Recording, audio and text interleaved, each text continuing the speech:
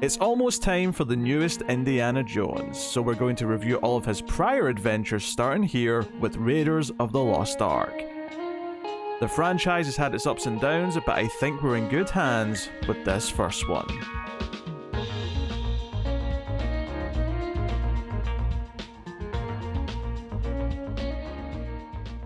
Welcome everyone to the Collector's Cut. I am Peter, and joining me as always is David.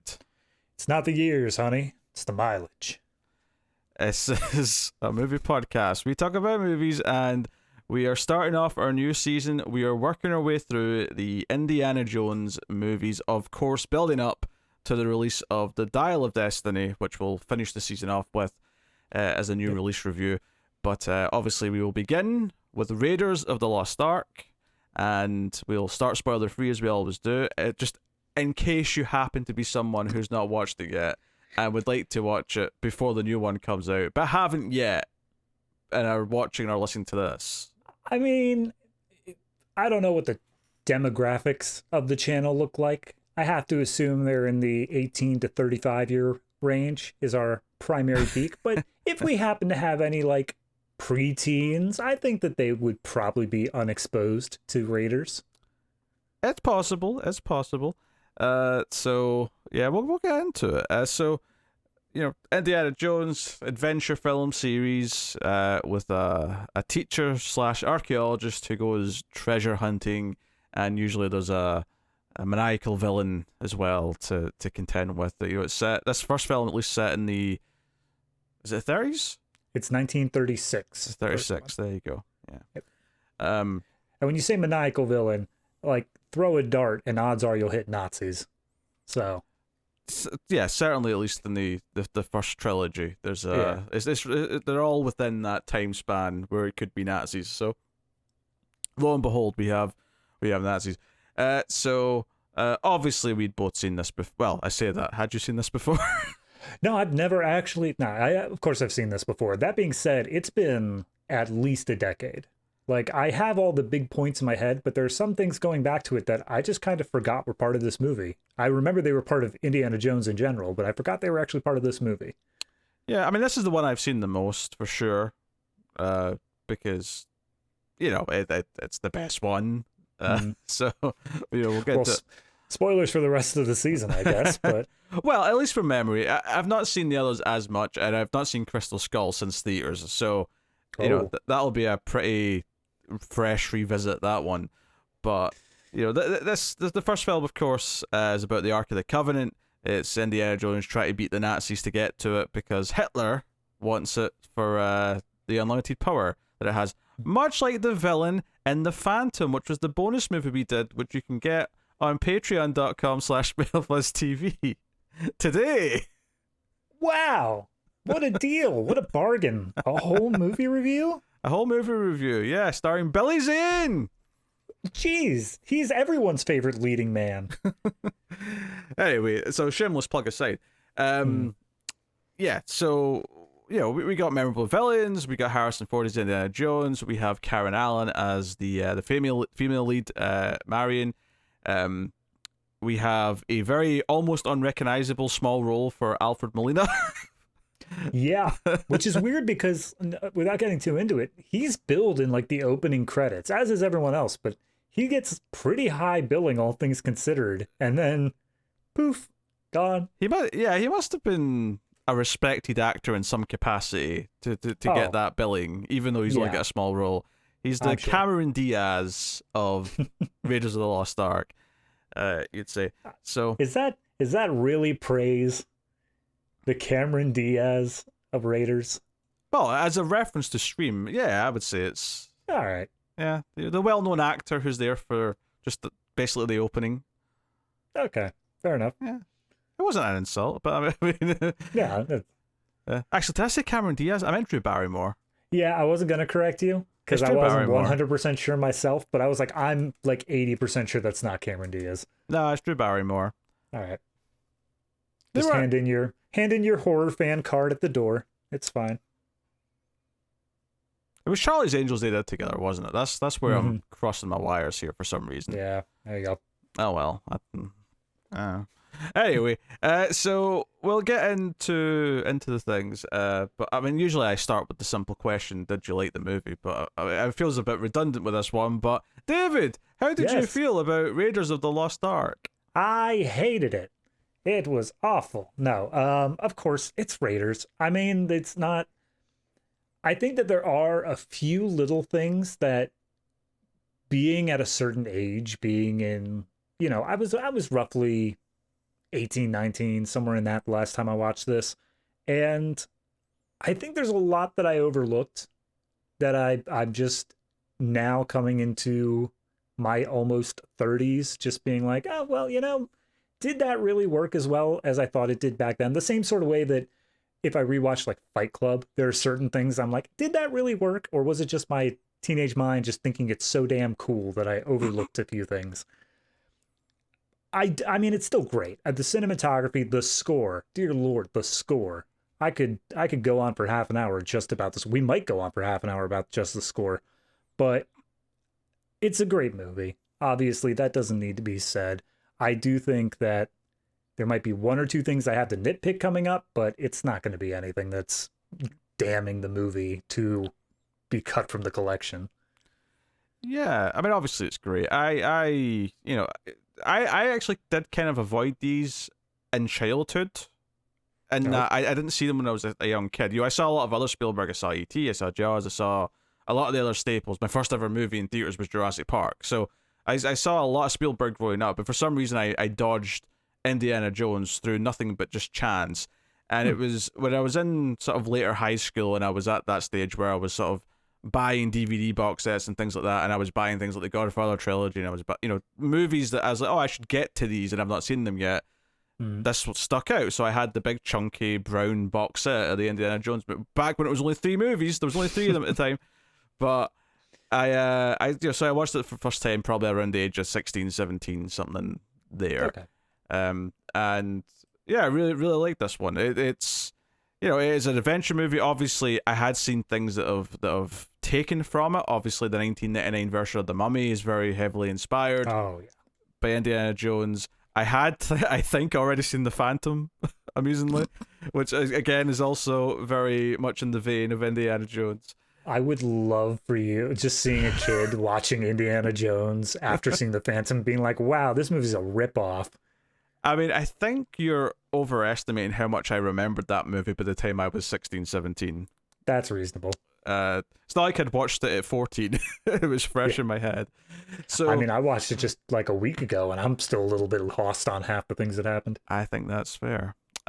So no, I mean, it's. I think is obviously you mentioned the score, you mentioned the cinematography, and there's definitely some moments of cinematography that I want to point out when we go through it. But for me, the big thing, especially what separates it from a modern movie, a modern summer movie, is that how much of it is relying on stunts and practical effects. Right. It's those sequences. Like, I think I enjoy the first 2/3 of the movie, but I think the last act of the film, where we get a very good sort of car chase, we get stuff with a submarine, we get like all of the moments that kind of made me fall in love with it are all kind of in the last third. And Yeah. there's some iconic moments earlier on, don't get me wrong, people love to bring up the boulder, people love to bring up the whip, all that stuff, but for me, when I first watched it as a movie and saw it from start to finish, it was that last third. And also how surprisingly violent and grotesque a few things are. Yeah, I mean, they're the big ones that I think everybody remembers in terms of violence, but then there's a few just smaller moments in there that are kind of brushed aside, and they're just as gruesome in a lot of ways.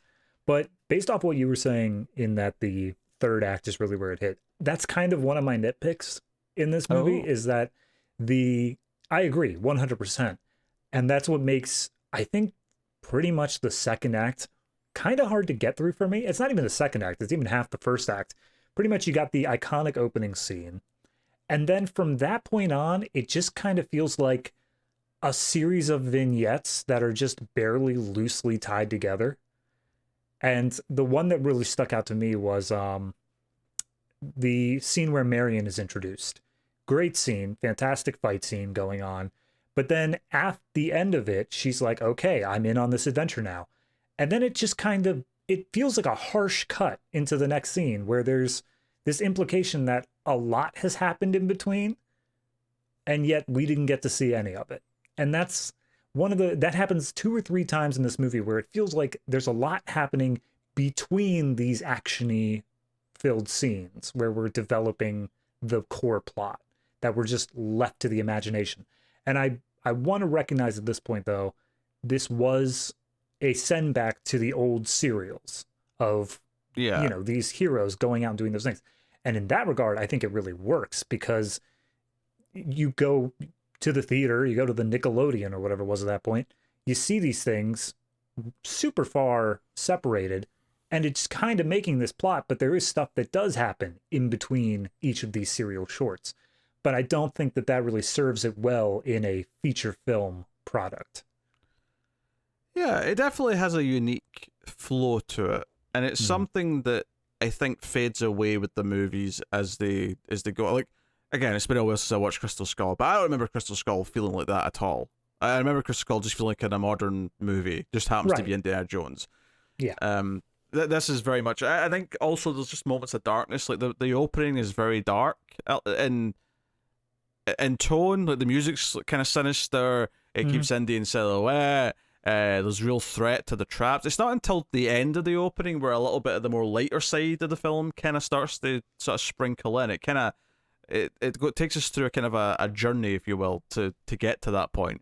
And it's an interesting reveal. Like, it's treating it very seriously, and then it starts to just sort of, okay, we're seeing a little bit of that goofy side of Indy that's part of the charm, but it takes a little bit to get there. And I think one of the things that maybe disappears when you get to the newer movies is the willingness to have that darker edge to some of the sequences and some of the scenes. Maybe I'm misremembering. Maybe Crystal Skull's got some hard stuff in it, but I don't remember feeling just that. Shia LaBeouf's face. But no, I remember Temple of Doom is actually part of the reason that the PG-13 rating exists, because they had to choose between PG and R, and they gave it PG, and parents were not happy about that. Yeah. The Temple of Doom Square. I mean, even this though is rated A, which I think is like an old rating, meaning just everyone can come. I mean, I don't know about across the pond. Over here, it's rated PG. So yes, everyone can come.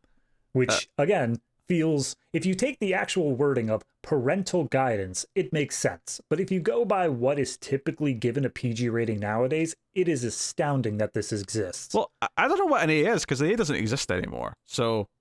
I don't know. But I think, but I think an A is not even a PG, though. A is more equivalent to what you'd call a G rating, which is like baby level. Like, anyone can go see it. Because we have PG. It's above the PG that it starts to change a little bit, where we have 12, 15, and 18 versus PG, 13, and R. Okay. So I Googled the British film certificates wiki thing here, and for the 1970 to 1982 there was U for unrestricted, A for adult content not suggested for under 14s of age, double A for restricted to anyone age 14 or over, and X, which is self-explanatory. Okay, so yeah, that rating system's completely alien, because that was long gone by the time I was born. So A was for adults. A was basically the PG-13 of its time in the UK. Well, yeah, but it still says not suggested for children under the 14s of age, but it didn't ban them. So it's kind of the same as PG over here, where it was like, look, you can we're just telling you might have to tell your kids some stuff. Yeah, because that's the thing in the UK. Well, a 12 is kind of like a PG-13 now, that an adult can take an under 12 if they want to. But when I was that age, a 12 was a hard cut-off. Like, if you were under 12, you weren't supposed to be allowed in. And 15s and 18s are still technically that way. I mean, I don't know how strictly they police it and how much they actually check IDs and things like that. Yeah. But I mean, here in America, you can take your kid to see whatever you want as long as you are taking care of your kid. Yeah. Chaos. So, yeah, pretty much. Can't imagine why America has problems. I don't want no kids in my show on a Evil Dead Rise. Piss off. You know there will be. At least one. Some parent couldn't get a sitter. So it's surprisingly dark in places. I think that's something that's worth mentioning. But yeah, it's the practical stunts, it's the sense of adventure, It's everything coming together into the big action set pieces. And, I don't necessarily disagree. The middle portion of the film is, there's a lot of like setup. There's a lot of transitionary, like doing the actual finding of the arc in the middle of the film, which is definitely the slow part, right? Because the opening does have the iconic entrance. It has all the stuff that's built up. Marion's introduction is a fantastic scene. But once we get to Cairo, like it does slow down a little bit until we then are in the third act and all of the action really starts kicking off. Right. I mean, going back to the cereal thing, it feels like the opening scene is just the last plots, like the last collection of serials, final video. It's the capper to that plot that the serials were doing, where there could have been an entire thing of him getting out from Melina, forming a friendship with him, going through the jungle, running into Belloc. And it's only this last section that we're actually seeing. And it works as both an eye catch and, as you said, this darker sort of tone that then goes away until we get to the end of the Ark plot. So I think that it's still keeping in mind this sort of serial thing going on throughout. Yeah, I think Indy as a character is famously kind of atypical of what you're supposed to do with a protagonist, and that he's kind of always losing in a way, which is quite an interesting tactic to take. And you need someone, you need the right direction, but you definitely need someone like Harrison Ford to like carry that, because I feel like if you give this to like most typical average actors, it will not work, but it works with him. And I think, although I will fight back against people who say there's not much of an arc for Indy. No pun intended, because, Ark of the Covenant. There's actually one very large arc for Indy.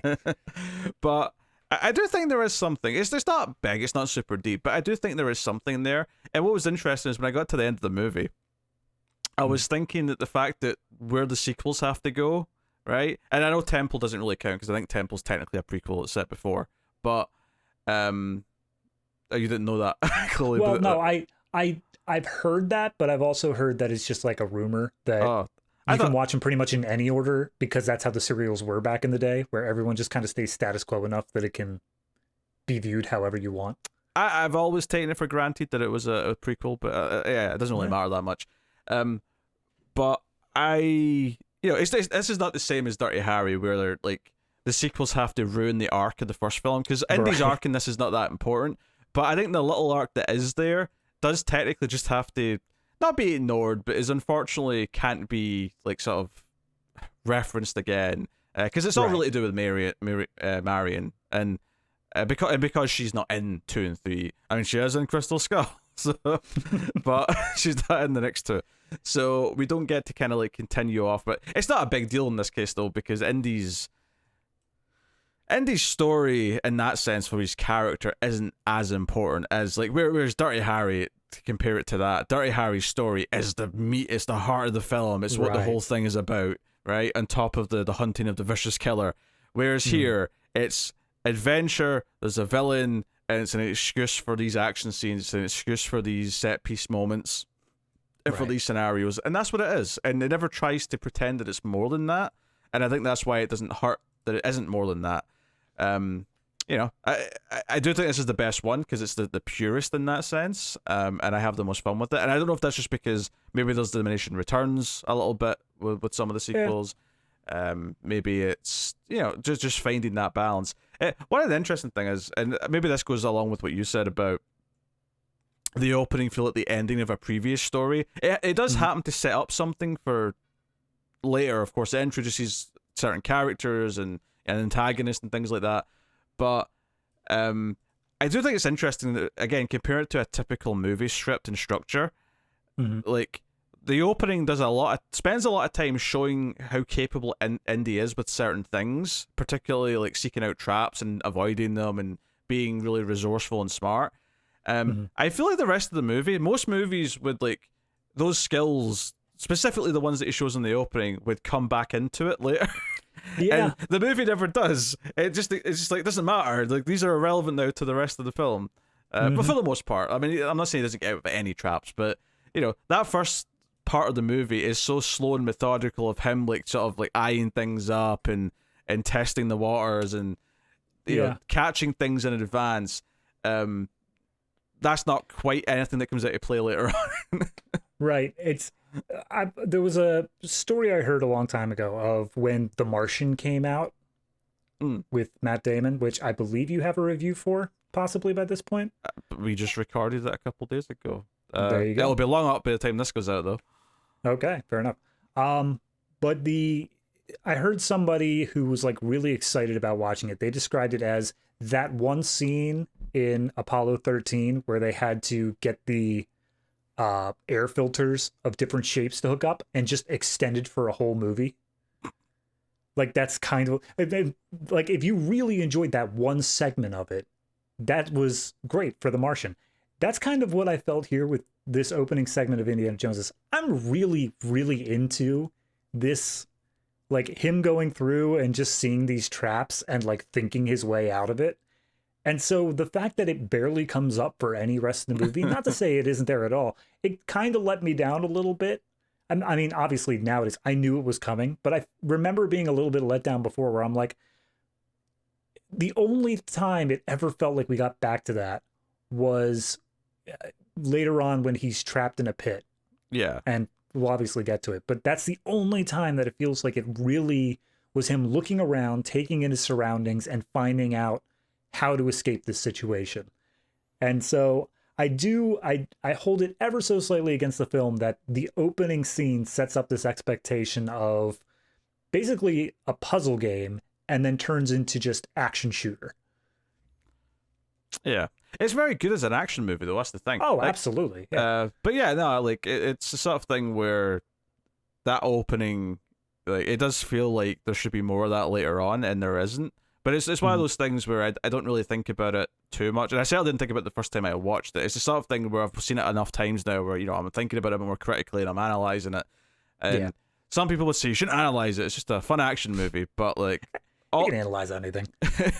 Well, no, but the point is, if it works for a reason, and if it works in an atypical way, that's even more interesting. Okay, so it's breaking some rules, but it's still kind of working. So why is it still kind of working? These are interesting questions.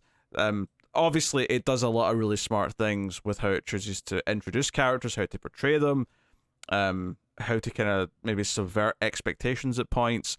It honestly, the funny thing is the way we're talking about it, where it doesn't necessarily have the traditional setup and payoff, although there is still very much some setup and payoff.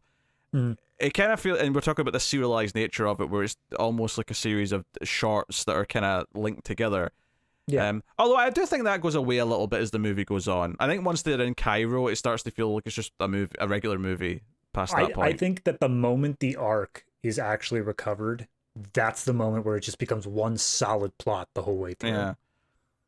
Probably because it has to be at that point, because it is a movie and ultimately it has to come together. So yeah, absolutely. It's just the way it makes sense. But, and just, obviously, like, I don't think it's spoiling anything. So there's the famous scene where, like, the guy whips out the sword, right, and does a whole show and dance with it. And then Indy just kind of shrugs and pulls out his gun and shoots him. And it's like, it's played for comedy, right? And the famous story that everyone probably knows about this is that was not in the script. There was meant to be a sword fight, but Harrison Ford was a bit sick that day, and they came up with this as an alternative. So, arguably the most iconic character-defining moment and the entire film was done purely by chance.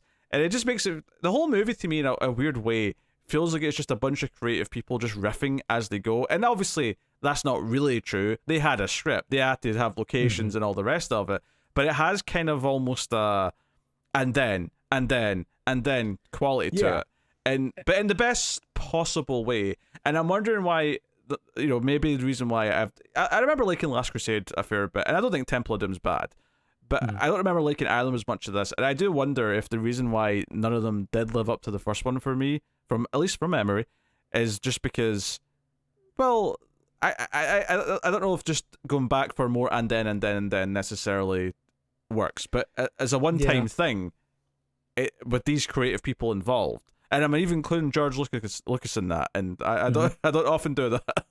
I mean, I know for a fact I have a much poorer memory of Temple of Doom, and especially Last Crusade. I barely. I have the most basic ass plot points in my mind about Last Crusade, but you're right in that this one felt a bit more. It felt like if this was the only chance they were ever going to get to use this Indiana Jones character, this is where they spent everything that they wanted to put in. And they threw out these huge concepts, these big ideas. And yes, maybe it felt a bit disconnected, but it was always fun the whole way through. Yeah. Like they had a part where they're like, okay, what if he and I'm spoiling slightly here, but not the context of which. Like, what if he jumps on a Nazi submarine? And it's like, yes, let's get that. How do we make that work? And they just throw it in. Eventually, they get it into the plot. And I think it's only because of the type of movie it is, where it's just a guy who, like you said at the beginning, just keeps kind of losing, where he's finding himself in these insane situations and he has to, he either has to think or luck his way out of it, or fight, obviously. And that's the only reason that it works, that you are able to keep doing this and then, because it wouldn't work for something, even in like a George Lucas movie of like Star Wars. You wouldn't be able to say, oh, and then a ship shows up out of nowhere and blows them all up. It's like, well, no, you can't do that. You need to work within the plot we've laid out. Yeah. Yeah. I guess ultimately what we're kind of saying is that it doesn't really conform to conventional storytelling and works in spite of it.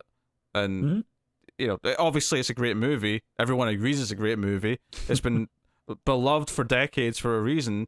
But it's oddly kind of going against a lot of the fundamentals in a lot of ways. But obviously, when you have someone like Steven Spielberg, in his prime no less, making it, you've got this like these constant creative hands like guiding you through it. And between him and George Lucas, just coming up with like these scenarios that Indy gets into, and well, yeah, not super deep villains because they're just Nazis, but memorable because, you know, everyone remembers the creepy little man with the glasses and the leather coat. Yeah, like everyone remembers them. So it's just almost like just in the same way that a band will get together and just jam. Like this movie feels like a bunch of filmmakers jamming in a weird way. And I do want to throw out, as long as we're talking about the behind the scenes people, Lawrence Kasdan, who also did the writing on this. I'm sure he was instrumental in a very unsung way on how this movie managed to turn out. Oh yeah, I'm almost positive he made it work after George Lucas, you know, spewed up a lot of things. George Lucas, yeah, he just put it all down on the paper, and Lawrence actually got it into something resembling a movie. Yeah, well, I mean, even Star Wars famously was like really put together in the edit. You know, like you know, George Lucas shot a lot of stuff, but it was the edit that kind of brought it into a coherent thing. Yeah. So yeah. Anyway, there's a lot to get into, so we'll give the spoiler warning and we'll dive in to Raiders of the Lost Ark, although it is now technically titled Indiana Jones and the Raiders of the Lost Ark because they called the rest of them like that. I really want to know the point where George Lucas sat down and he said, okay, I made Star Wars, but it made $1 billion, so I'm going to go ahead and call this one episode 4 because I got this whole big thing in mind. And they're like, that's great. We're also doing more Indiana Jones films. Should we just call the next one Temple of Doom? It's like, nah, Indiana Jones and Raiders of the Lost Ark now, as well as Indiana Jones and the Temple of Doom. We're going to work on our merchandising. I mean, at least adding Indiana Jones into the title's not that egregious. Having the audacity to call your movies 4, 5, and 6 is just ludicrous. I know we're not talking about Star Wars, but I've always wanted to find out, because it was only called just Star Wars for like a year, if even, and then they very quickly threw on episode 4, I think in the home media release. So, which baffles me. Like, do you know what? For years, I didn't think it changed its title until the special editions. That's why I was assuming that when I was younger. And then someone told me, no, he changed it to episode 4. Because I genuinely thought that Empire and Jedi came out just called Return of the Jedi and Empire Strikes Back. But apparently, they were called 5 and 6 at release, which is mind-boggling. But that's what I really want to just go back and find somebody's testimony from when that change was made. And they're like, what do you mean it's episode 4? Have I missed 3 of the Star Wars? Do you think that's just him also doing the serialized thing where he's like, oh, there was some before? Not necessarily because there's an intention to make 1, 2, and 3. It's just, no, we're jumping in the middle. I think it's possible. I think maybe he had a plan for, because I think he always had a plan for what roughly came before, not scripted levels. Broad strokes at best. Yeah, I think he had a general idea of like, nah, here's what happened to Darth Vader before he became Darth Vader. And he just had some rough strokes. But I do think it was the same sort of thing of Indiana Jones here, where at the beginning of this story, we open up with him going into this cave, getting a golden idol, and clearly there is some backstory as to how he got into this situation. But here's the beautiful thing about it, though, is that you get what you need from context, and the rest of it is left to your wonderful imagination. You wait and see that the old stuff, because you know they're backdating Harrison Ford's face in Dial of Destiny. Oh no! You watch that; it's going to work right up until he meets up with Alfred Molina. Well, no, they already do it in Last Crusade starts with like teenage Indy.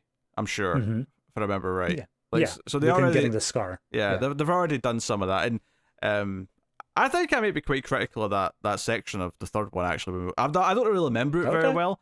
But from what I've like heard mentioned of it in the years since I've seen it, I think I might be more critical of that now. And in a post, like, all these legacy sequels and like prequels and all these things that have happened since, I think I might be quite critical. I might be like, this is the sign. This is the first sign of George Lucas and his bullshit.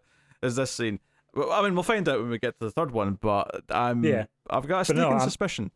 But I'm just saying, in the fifth one, you just watch. They're gonna square the circle, and they're going to have him meet up with young Alfred Molina, and they're gonna go into that cave. And the theme's gonna play, and it's all gonna restart from the beginning. I mean, again, not to go on too much of a tangent about Star Wars, but just one point I want to make, and I've said it before, and I'll say it again. In the first Star Wars, which I'm just going to call Star Wars, screw this Episode 4 nonsense, right? When Obi-Wan like brings up the past and he talks about, there was a time when there was the Jedi and there was the Sith and all this stuff, when he alludes to this backstory, right, that backstory is never more exciting than when it's referenced like that in that first movie.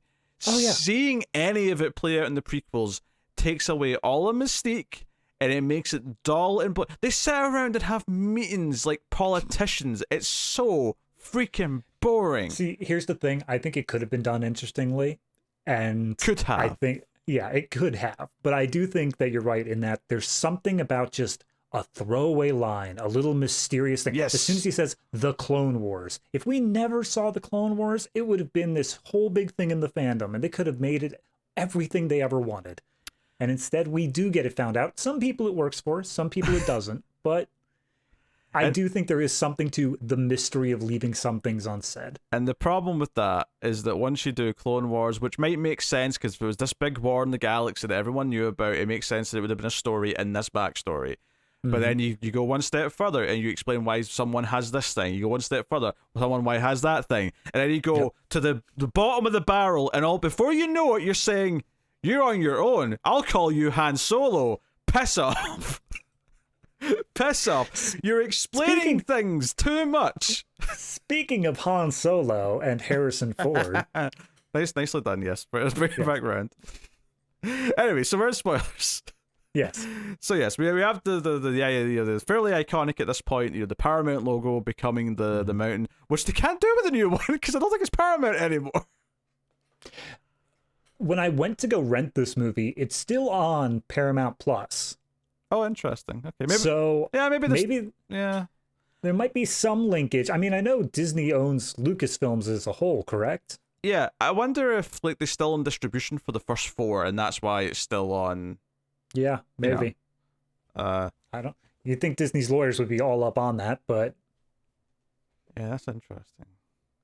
Well, because here's the thing though, because they were always tied to Paramount. Disney did not buy Paramount; they bought, Fox and Lucasfilm but if they bought separately. but I'd imagine they do the same thing that they were doing with like Sony and stuff like that, where they're just like, hey, we'll give you $1 billion if you give us the right to our stuff back. I mean, I don't know. If there's maybe they'll make a deal. Maybe the Paramount logo will be the start of the new one. I don't know. But yeah, it transitions into the other thing, and like I said, it's all moody. It's all like as the titles are playing out, we get like it saves Indy's face. It's not until one of the guys tries to betray him a few minutes in, and he turns around and whips the gun out of his hand and then steps out of the shadow into the light where you finally see him. But you get the whip, you get the gun holster, you get just little bits of his side, things like that. But it's the jungle, and it's all played kind of like mysterious and like almost like a horror movie. They're moving slowly. There's like darts and things in the trees, signs that they're being watched by natives and things like that. It's all.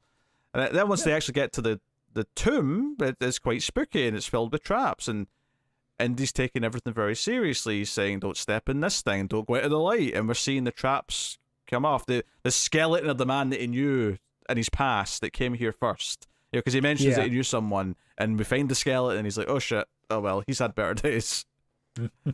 I like this fact that for this sequence at the very least, because I don't think they really do this for later in the film, but for this sequence at the very least, Alfred Molina's character is supposed to be the audience guy who like doesn't know any of the stuff going into this. Yeah, he's scared. He's a conduit character. Right, but Indiana Jones is the super well experienced. Like he looks at a room and he's immediately like, "That's a trap, that's a trap, and that's a trap," and we're just gonna move right around it as best we can. And I think it does more to sell the coolness of Indiana more so than even like the stuff he does in the scene. Is just this hyper competence towards something that has killed literally everyone else who has come in here before. Yeah, he doesn't feel like an idiot when they say no one comes out of there alive. He immediately starts showing why he'll be the one who makes it, kind of thing. Right. But of course, like up to the point where we get the famous moment where he gets to this golden idol that he's trying to take, and it's on a pressure plate, and he's got the bag of sand that he's going to swap with it. And you get the famous scene where and he thinks he's done it, and then it turns out he's misjudged the weight, and it sinks in, and all the traps start going off, and he has to bowl. And it's that sort of this is kind of a turning point, because it's like up until this point he's felt like he's infallible. It's felt like he's just constantly showing that he's got the one up in everyone around him, and then all of a sudden, and I think that's what makes this moment really work. Is that up until this moment, there's not a single joke. He hasn't cracked any like lines that are slightly funny. Everything is taken ultra seriously, and it's also at this moment when that pressure plate goes down, and he's like, "Oh shit!" It feels like you don't see it coming, right? I mean, obviously you do now because it's a classic scene, and we all know what's happening. But right. But when you're watching in the context of a first time viewing with no prior knowledge, it hits harder because everything up until that point is treated ultra seriously. And immediately, Alfred Molina betrays him, doesn't throw his whip back, and then when Indy does sort of almost get out, he finds him, impaled with multiple spikes, which is probably one of the first violent things you see, to be honest. Yeah, no, it's bloody as hell. But I do want to point out, I appreciate the fact that they did it, but it took me probably a good 5 seconds, and the fact that the golden idol was at the guy's feet for me to realize, oh, that's supposed to be Alfred Molina, because the practical effects were just a little bit not there for that. Yeah, I think it was like he was made to look scared because he realized he was about to die, so his face is in kind of a weird pose kind of thing. Yeah, plus he has metal rods coming out through his forehead, but a couple things. Oh, you didn't notice those before? Oh, what? No. Was I making fun of Alfred Molina's disfigurement of metal rods coming out of his head? My bad. I'm sorry. So insensitive. Jeez. Anyway, so obviously then the boulder, comes out on the way out and all that. Yep. And there's a really smart thing I think it does here. There's a lot of little good directing moments in this. They really help the storytelling. So they've set up that there's a native tribe or something sort of guarding this jungle or whatever. And Indy gets out, he's covered in spider webs from his hasty escape. They even mention all the spiders on the back, on the way in. Yeah. I feel like that entire opening scene, because of the spiders, was meant to hit on just every phobia. It's like, are you afraid of spiders? There's spiders in here. Are you afraid of needles? There's poison darts that are going to hit you. Are you afraid of giant boulders crushing you? That's a bit specific, but here you go. Yeah, I was going to say, I don't think people have got I'm sure there's probably a name for it because there's a name for every phobia, but I don't think it's a common one. Yeah, probably not. Spiders and needles, though, I feel like a lot of people are scared of those. But he comes out, right, and he sees the natives all pointing their arrows at him, right, and their blow darts, and it does this thing where the camera is just watching his reaction. It's watching all the natives looking at him, and you get this feeling that the people who are native to here, who live here, have a problem with him robbing this thing. And on some level, you're like, oh, maybe Indy is in the wrong because these people, like, this is their homeland. This is them defending it. They see him as this outsider coming in and stealing something, and it does that thing where then walking into frame, you don't see his face, you just see like his waist because it's at Indy's like level and he's like sitting on the ground. You get a Bellick comes in. And he comes in walking and he's got his French accent and he's wearing, obviously a nice adventure uniform that he's clearly a wealthy man. And he comes in and he's speaking all like, there's nothing that you can possess that I cannot take.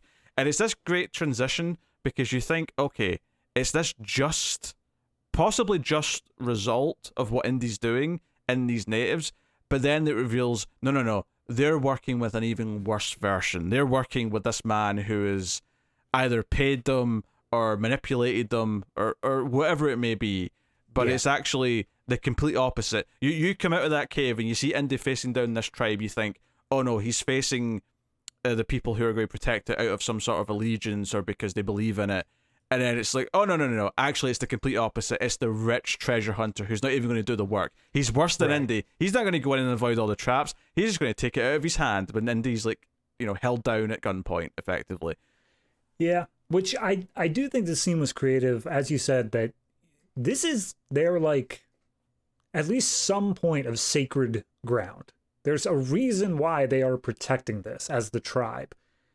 And Indiana Jones is just taking it. Like, he is not a grave robber, obviously, and there's a whole conversation to be had about, like, colonialism and museums and stuff like that. But in any other story, at least modern day wise, the guy who's stealing the stuff from the tribe is the bad guy. Yeah. And it's only because of this juxtaposition. It's only because that we see an even worse guy who's not only taking it, but he is a thief and a liar as well, that Indy comes off still as the good guy here.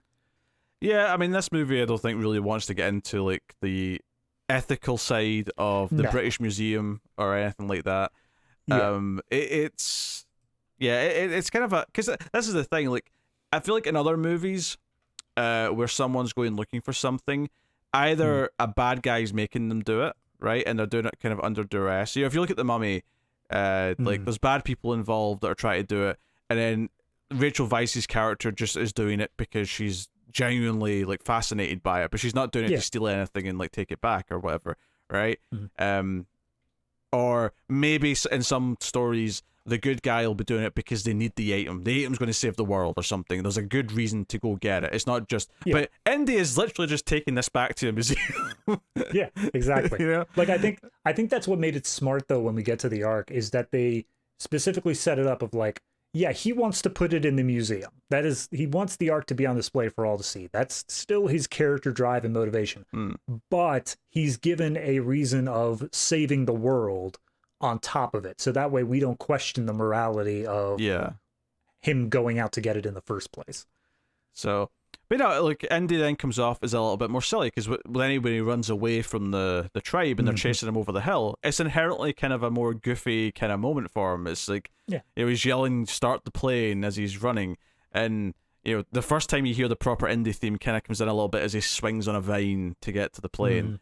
I will say John Williams, I think he knew he was playing for the return audience just as much as he was playing for first timers, because as soon as you know the Indiana Jones theme and you just start to hear it just leaking in, he never gives you the whole thing right up until the end. It's not until he's on horseback, I think, in the third act before you hear the full motif if you will. No, so I mean, this introduction is obviously very solid. Like you say, it kind of plays like this end of a previous serial. It introduces one of our main antagonists. It introduces Indy's skill set. It shows you that he's capable, that he gets into dangerous situations, and he sometimes outsmarts his way out of a situation, but sometimes he also just kind of runs away yelling and hoping for the best. So it gives us a bit of a spectrum. He's smart and he's brave, but he's not foolhardy. He knows a lost cause, so... Yes. So he teaches... I mean, I think this is a university based on the type of, the type of rooms involved look more university to me than they do high school. I think they call him professor at some point. So I believe it's university at the very least. The only reason why I questioned it is because a bell rang, and maybe it was different back in the 30s, but bells don't ring in university. I mean, you're right. Yeah. But maybe that's just like a movie thing. Well, I don't know. It could also just be a time thing. Yeah. Even then, the bell rang, but then Indy's immediately like, oh, okay, guess I'm done. And only then did people get up to leave. So it wasn't even a thing where they were waiting for the bell. They were waiting for him specifically. Yeah. Well, certainly in high school is bullshit. As soon as that bell rings, the kids start moving. It's like, oh, you are not my master anymore. Leave. Your jurisdiction ended when that bell rang. But yeah, all of these female students are in love with them. I don't know if you noticed that. It was very subtle. There were very tiny little things that were hinting at it, like a pair of eyelids that say "love you." Yeah, well, there is a little quirk here. Now, I don't think I didn't notice it being mentioned exactly in the movie, but this idea that his students are attracted to him is a fine little joke because he just kind of reacts kind of like awkwardly about it, and that's fine. But later on, when we get interested in Marion, and she says, "I was just a kid. You know, we had a thing 10 years ago." I don't think it specifically mentions her age in the movie, but I have heard that if you work it out, she was 16 or something like that.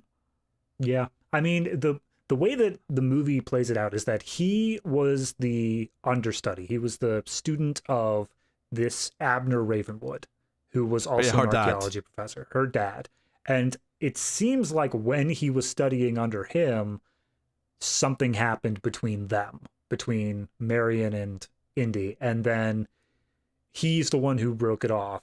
But it does sound like it was not all on the up and up, because it also seems as though that was the last time him and Abner were on like actually good terms as well. Yeah.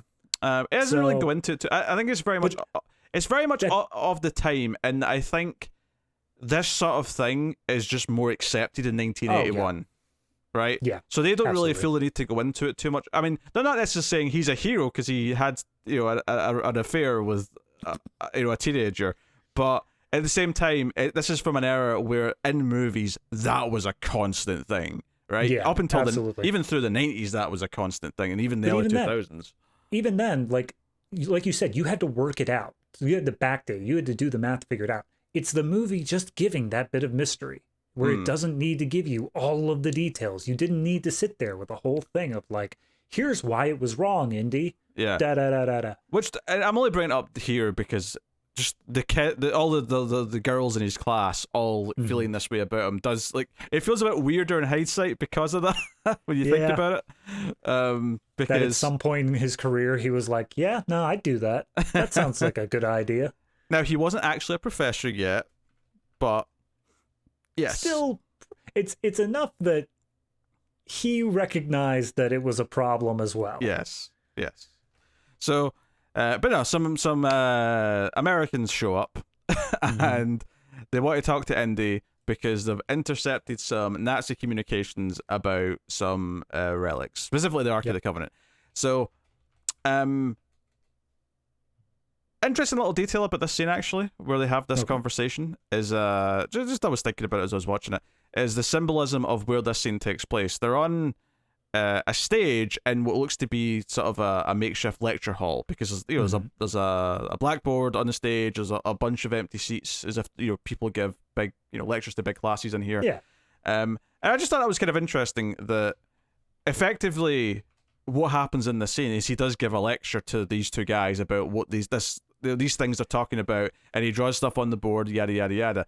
But I think there's just some symbolism in that it's taking place in this room with all these empty seats because it's like a secret lesson. I don't know. Maybe I'm putting too much thought into it. No. I appreciate the thought to it, and I think it was more so out of a convenience than it was anything else.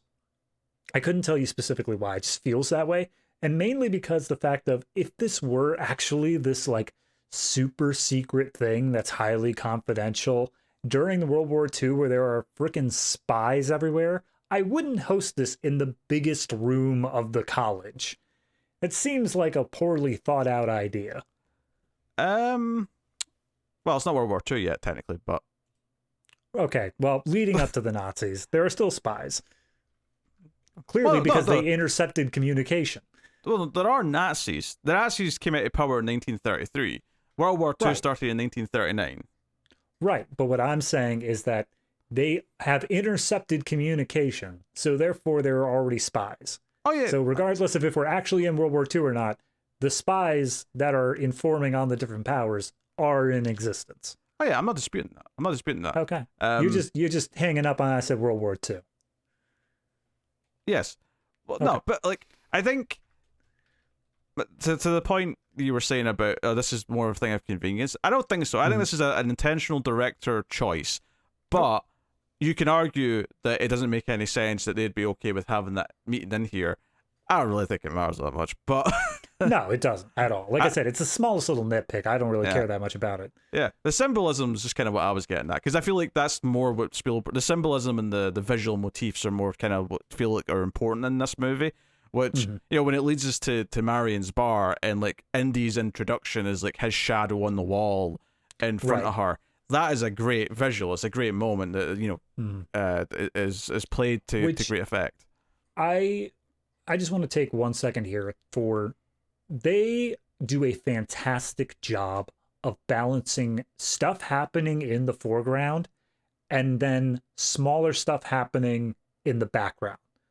And it's like things that aren't important to the plot, but just give you that little extra hint of, here's this thing that's going to happen. Where the one that sticks out to me is later on in the movie, we get Marion in the tent with Belloc, and she has to get changed or whatever like that. And Belloc's basically trying to tell her, like, hey, look, you stay with me and everything will be okay. And as he's saying that, there is this shadow of that one Nazi guy that everyone knows that just moves across the tent in the background. And at a different scene, there's a scene where Indiana Jones is talking to Belloc, and there's a gun being traded hands in the background. It's not given focus. None of these things are given focus, but it informs the story so much more when you just catch on to the little things like that, where it's this incredible just attention to detail. Yeah, that's what I'm talking about with this choice of location. It feels very specific, and I think there's so many little things like that. One in the bar scene, once the shootout starts, is that a bullet just misses Marion, but it goes through like the keg or whatever it is, and like some booze starts pouring out of it, and she takes a sip, and it's just this little moment that doesn't really matter, but it gives it this little bit of personality that it wouldn't have otherwise had by having this little moment.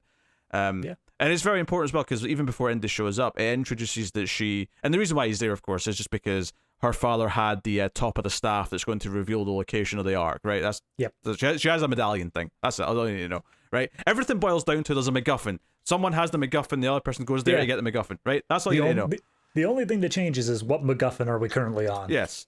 But, you know, it introduces her, and she's, you know, trying to drink someone under the table, and it's sort of like test. It's just to show that she can do it. Although, and I don't drink, so maybe I don't know anything here, but it felt like once she wins this game, where the other guy like passes out from the last shot, it felt like she just immediately switched to being completely fine when she's like happy and accepting her winnings.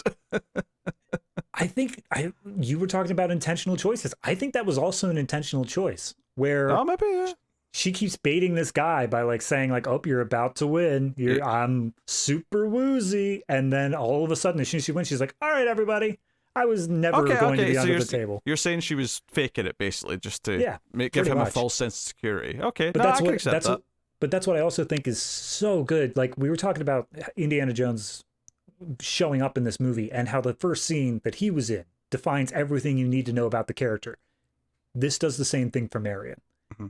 Just not even the remainder of the scene of her in the bar, just this drinking scene tells you everything you need to know of she is a woman who can hold her own against literally any man who is put up against her in things that would also be considered manly to begin with. Yeah, no, I think I think the rest of the scene is important to establish, obviously, her and Indy's like together, like absolutely. chemistry and like what they are as a pair. But I think, yeah, you're right. Like this sets up like who she is, and I think it sets up this interesting idea that she doesn't necessarily need to be rescued. And I know that technically later on in the film she does kind of need to be rescued, but I think what the movie's kind of doing here, it's kind of sly, but it's kind of neat, is that it's, Indy shows up. She's not happy to see him, right? Like, you dumped me 10 years ago, blah, blah, blah, right? All that stuff. Yeah. I think later in the film, when he does show up to rescue her, right? I think there's an idea that deep down she wants to be rescued by Indy. She doesn't need to be rescued by Indy. And I don't mean that in a literal sense that later on in the film she could just fight her way away from the Nazis. I'm not saying that. I'm saying that in this opening scene in the bar, she can clearly take care of herself. And when the shootout starts, she shoots people as well. She gets into the fight. She does things. But I think there's this idea that she holds this resentment against Indy, but deep down, she actually kind of still wants him. And she still wants him to show up and be the hero. She wants him to be the hero the audience wants him to be. And I think that's when earlier on when I was saying that there is kind of an arc for Indy. And it's not a big one, but there is a little thing here, is that later on in the movie, when he shows up with a rocket launcher, he says, "I'm not here for the arc," which, by the way, I laugh at every time it cuts to him holding that rocket launcher. I laugh. It's so funny. In a good way. But he says, "I don't care about the arc. I'm just here for the girl." And the smile that goes across her face, I think this moment is the heart of the movie, because it's both him. For the first time in the film, he's not here for the artifact that he was been chasing the whole time. He's just here for her. He's happy to walk away with her. And I know he refuses to shoot the artifact. He doesn't blow up the ark, right? Yeah. His bluff's called on that. And yeah, he's not willing to do that because he still cares about it. But I do believe in the scene that if they said, "Fine, here she is, off you go," he would have just went away with her. I do actually think he would have. And I think that's kind of the heart of the film, is that he goes from showing up, just wanting the thing she has, right? He says sorry, but he's kind of, he's not really, his heart's not in it. He's just kind of saying the things he needs to say. He's holding her at a distance.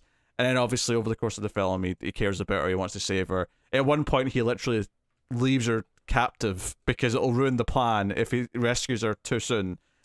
Yeah, I do think it's important to point out how he doesn't believe in the Ark's power pretty much right up until the very end. Yeah. Where he's trying to get, for the course of this movie, he's trying to get the Ark because A, he's going to be paid a fortune, and B, it's going in a museum. So between those two things, that's all he really wants. He talks about the power early on like it's a superstitious nonsense. When his friend tries to warn him, when Brody tries to warn him about being careful, he's like, "You're talking about the boogeyman. Nah, I'm cautious," and he throws a gun into the case. Like the gun will solve everything. And it does with the sword, obviously, as the famous scene points out. I mean, to be fair, it solves most of the problems in the movie. Well, here's okay, I'm going wild here with my analysis here, but do it. So I'm talking about how he comes to care more for Marion, or at least realizes he does actually care for her, right? Yeah. Can I relate that slightly to him not believing in the power of the Ark, and then by the end believing that it is real? Can I relate that a little bit to him not believing that he has feelings for her, and then by the end he realizes he does? Could the Ark and the power within it be a loose symbol for his feelings in a way? Not in a deep way. I'm not saying that it's like a big thing, but no, I see what you're saying. It goes back to the philosopher Huey Lewis, and that's the power of love. The philosopher, yeah. It's a curious thing. Makes one man weep and another man sing. Yes. Some of them do weep, certainly. I mean, I think that there is it's weird that obviously they have the little romantic beat on the boat. Yes. But that's really the only romantic beat you get in the movie until you get to the end. And when the Ark is opened up, his first thing, before he even closes his own eyes, is he yells out to Marion, shut your eyes, do not open them for any reason whatsoever. Yeah, he cares about her more than himself. He's dealing with her first. Exactly. Yeah. And so I do think there is something to be said with the idea that you're throwing out, in that he finds more, the real love was the friends we made along the way, or something like that. I mean, yeah, if you want to boil it down to a stupid sentiment, but no, I'm not saying it's that like. I mean, it is important. It's important because it's one of the reasons why the movie works, I think. Mm-hmm. But it's like, I'm not saying it's like as key to the movie as like themes in other movies are to them, because ultimately it is like about the action, it's about the adventure, it's about him jumping from things and fighting and all the rest of it. But I do think that little nugget is there, and I do think it adds a little bit of a layer to it that just makes it feel a bit fuller. And I think it's something that, when I complain about some, empty, hollow action movies, because I don't think this feels hollow. And I think if it was just the action, it might feel a little bit hollow. But it has this. It has enough of a thing here that you can get behind. There's even a part of the movie where he thinks she's dead for a little bit, and you never believe it as an audience. If you've ever watched the movie, you're like, nah, I didn't see a body, therefore I don't believe a damn thing. But he does think she's dead for a little bit. And immediately following that scene, he drinks himself into a stupor. So clearly, that's him coming to terms with the fact of, geez, I got feelings. I gave a shit. I actually give a shit about her, and now I can't do anything about it. And then he's given a chance to do something about it. So, I guess... still leaves her behind. So, in a way, the movie really is about, like, him, like, realizing he does give a shit about another person. It's about giving a shit about her. And that's kind of sweet when you think about it. And and I mean, if I were to rank the genres of Indiana Jones, romance would be towards the bottom, but it would still be there. Yeah. Well, I mean, it's not like, I wouldn't even call it a romance though. Like, it's not I wouldn't say it's part of the genres. It's just like, I don't think just because you have a love story within your movie, it's inherently a romantic movie. Because it's not the focus. Lots of different types of stories have romance in them. But I just, I think when you actually stop and look at how the movie makes up, I do think that is the heart of the film and why the characters end up being endearing. And it's why at the end of the film, you're not thinking, oh, Indy, you're a prick because you keep doing this to her. You're actually kind of rooting for him, and you're like, no, you know what? That was actually kind of heartfelt that he now just cares about her. Yeah. And he's willing to, do this, that, and the other to go after her. When he jumped, when there's that moment right later on, and we're just jumping around now, I'm realizing. Whatever. But later on, right, so we have the big truck chase, which we'll talk about, but he actually steals the Ark from the Nazis, and he's got her as well, and they're put in this boat by Salah, who's John Rhys Davies' character, who's like his friend in Cairo, who's been helping him throughout the film. Yep. And they go on this boat, and they're kind of playing it like maybe the captain's sketchy. It turns out he's not, but like you think he might be. Because the way he's introduced, sort of very ominously, and then there's even later on Marion thinks he's sketchy, but he's really just trying to like keep her with them so that the Nazis don't take her, but she doesn't know that. And Indy's hiding, and they're like, "Where's Indy?" Because they can't find him after the Nazis leave the boat, and they've taken the Ark, they've taken Marion, and there's this literal in the movie like cheer moment where the entire crew of the boat start cheering when they see Indy just start climbing onto the sub. And it's this idea that they didn't expect him to pop up over there. And I think when that moment happens, it does feel like it's more about going after Marion, even at that point, than it is the Ark. Yeah. I don't know, it just feels that way to me at that point. And I think it's because it's right after that scene where they do have that romantic moment where... Well, I think it's... I don't think there's any point after... I mean, how far back does it even go? Definitely the rocket launcher scene, but even long before that, I don't think there's any point where he is going after the Ark more than Marion. I think it's Marion pretty much from the point where they get separated after the airplane thing. Or after, I mean, the boat, but even then, before that, I think it's Marion pretty much all right up until after he loses her. I think everything after that is he's going after her, and when he has her, he's going after the Ark. But as soon as the Ark and her are gone, it's just about her. Yeah, it's after the snake pit stuff. Like, that's when they're reunited, and it's from then on. Because it's after that where I think the movie really kicks into gears. There's that fight around the plane spinning around, and the propellers are going, and Bronson from the 30s shows up to have a Oh, boxing yeah. match with Back then it was called fisticuffs. You were a pugilist. yeah. Like I think that fight scene is great. Like, Oh, if we're taking out the sequences that are very thrilling, I think that one's great because you've got Marion using the turret and the gun Yeah. and the plane to like shoot some of the soldiers that are coming. You've got Indy ducking the propellers and the big guy. You know, obviously you don't see the actual impact, but you do see blood spatter onto the swastika on the Yeah. plane, so you get like a Mhm. good implication of it. There's a good bit of that. So that's good fun. Yep. And the truck chase is probably the best action scene in the movie. It's just like, no, you agree with that? I'm thinking if there's anything else that I think stands up to it, but no, I think truck chase probably is just it's so well choreographed, it's so well thought out. Every beat leads into the next beat of the action. I think it's probably the peak of the action of the movie. And it's all stomach. I mean, the only thing I do notice sometimes when I'm watching it is there is a few shots that they have clearly sped up to make it look like they're going faster. But Yeah. you can tell that it's just sped up film. Like it's kind of unavoidable to notice. It's particularly when Indy is knocked out the front of the truck and he then sort of like goes down under the truck and sort of worms his way back to the back of the truck and then climbs up over the top again. A lot of that is sped up because presumably when they were doing this with a stuntman, they were going at a slower speed because presumably if they're going the speed that they were meant to actually be going at in the truck, it would probably like just skin the stuntman's back. Oh yeah, no doubt. And I'm sure there's a protective layer or whatever he's wearing, but I'm sure there's limitations to how fast you can go dragging someone on the ground like that. I mean, back then, yes, for sure. And it's also a matter of like padding and whatnot. But I also think that it's incredible from just back then, the amount of stuff that they were able to do. Now, I know this is the problem I have in my mind of that whenever there's a period film, part of like the lizard brain and back is like, this was made during the 30s. It all looks like it's 30s, so it's made during the 30s. And I have to realize like, no, this was 81. Get over it.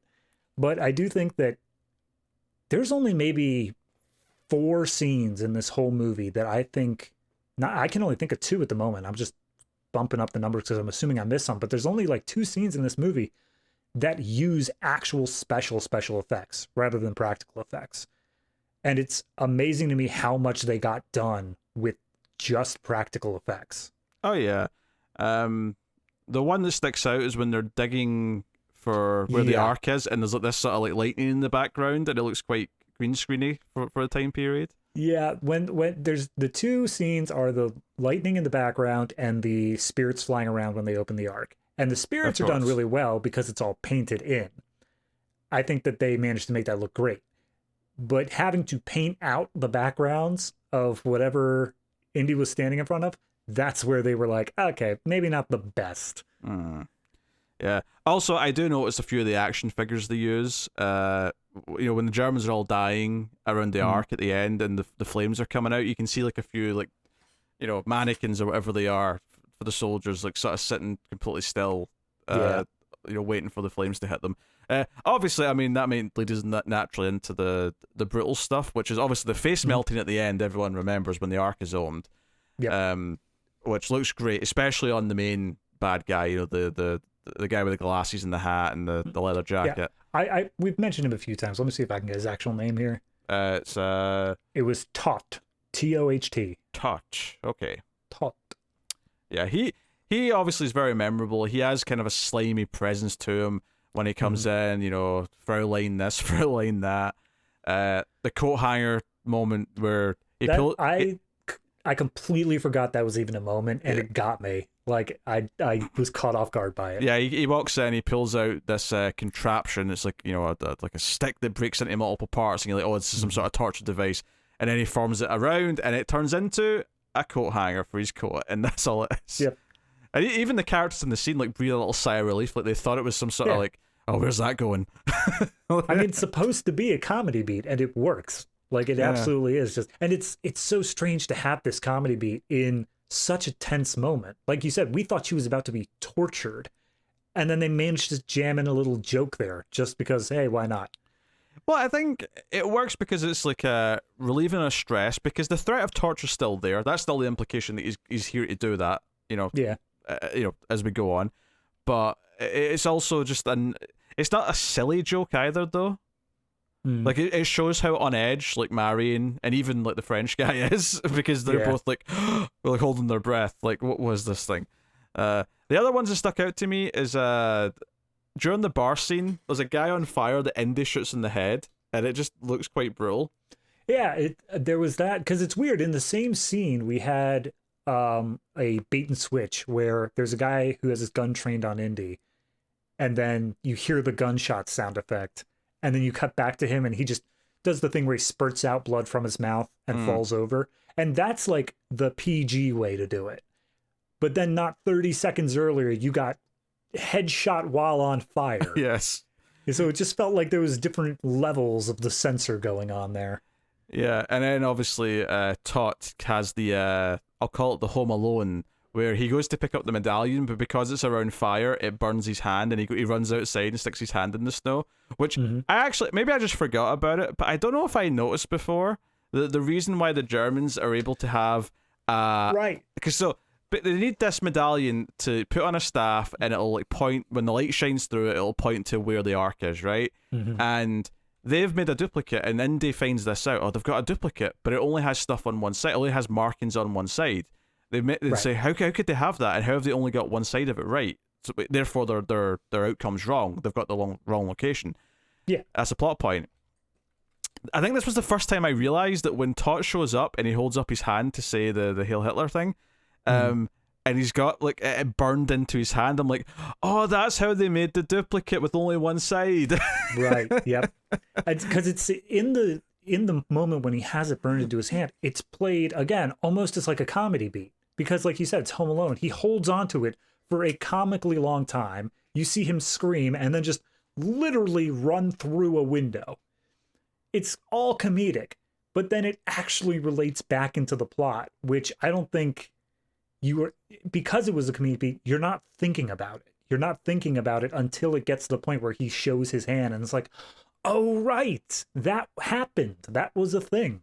Yeah, so there is like definite setup and payoff in this. It's not, when we say it doesn't necessarily follow the traditional rules of storytelling and its structure, it's not that it completely ignores everything. It's just, it has some unconventional things that it does and doesn't do. But little moments like that are actually great little payoffs.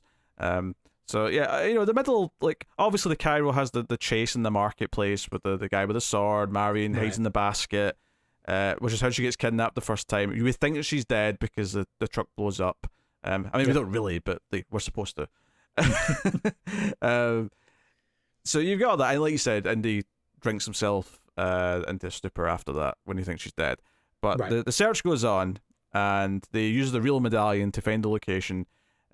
So Indy and that actually like find the real Ark. They've got it. They're going to take it out, and it just so happens in the morning that Balak just looks over and notices these guys digging somewhere. But wait a minute, what's this? Which that